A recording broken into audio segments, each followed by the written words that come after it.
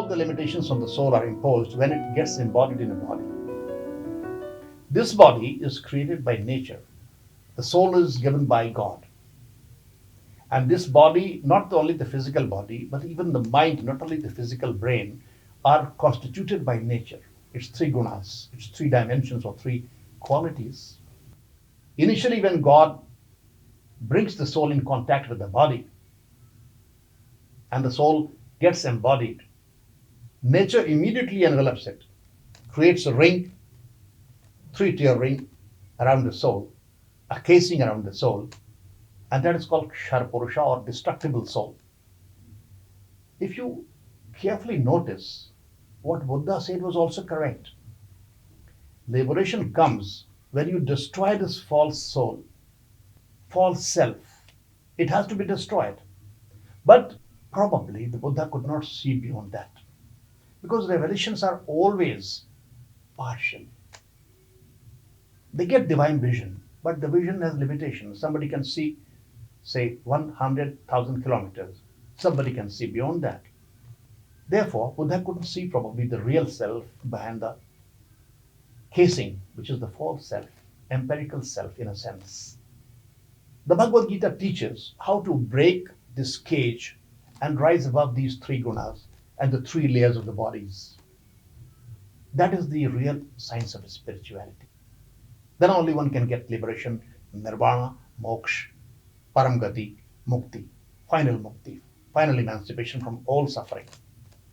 Whatever the false self does, that is called jivatma also by some scholars. Atma versus jivatma. Indestructible soul and destructible jivatma. Then the final emancipation comes. When the body is shed, all the three bodies are shed, created by nature. Even though the brain is necessary for consciousness, it acts as a seat for mind. And the mind draws its consciousness, or the brain draws its consciousness from the soul sitting inside.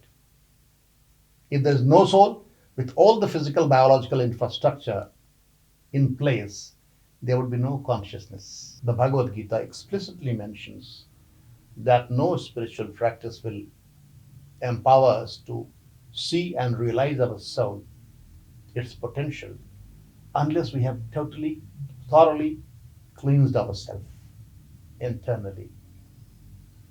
The two words are very crucial in the Bhagavad Gita, Bhava Sanshuddhi and Sattva Sanshuddhi. Cleansing our emotions, and then after that begins, you start cleansing your character. That is Sattva. When the character is totally cleaned, then only you can see through and find your soul, with other spiritual practice, of course. The greatest message for mankind in the Bhagavad Gita is that every man, every woman is a portion of God and therefore contains all the inherent qualities of God. What are those qualities of God? Omnipotence, omniscience, omnipresence, and essential blissfulness. As one advances in their spiritual practice under the guidance of the Bhagavad Gita, these qualities start manifesting themselves in the spiritual practitioner one by one and different degrees. He gradually becomes, if not all-knowing, he acquires a lot of inner knowledge. He knows many things. He can become omnipresent. He can appear anywhere, and he becomes very powerful as he advances towards omnipotence. And when the greatest quality of God starts manifesting in him or her, she or he becomes Atmani eva Atmanatushta, happiness from within oozing out, unaffected by external circumstances. Therefore, there is no need for disappointment, depression. There is great hope. One has to simply read the Bhagavad Gita, understand its science of its spirituality, and first attain complete, unadulterated happiness in this life, and then emancipation from all suffering on attaining nirvana. Hari Sharanam.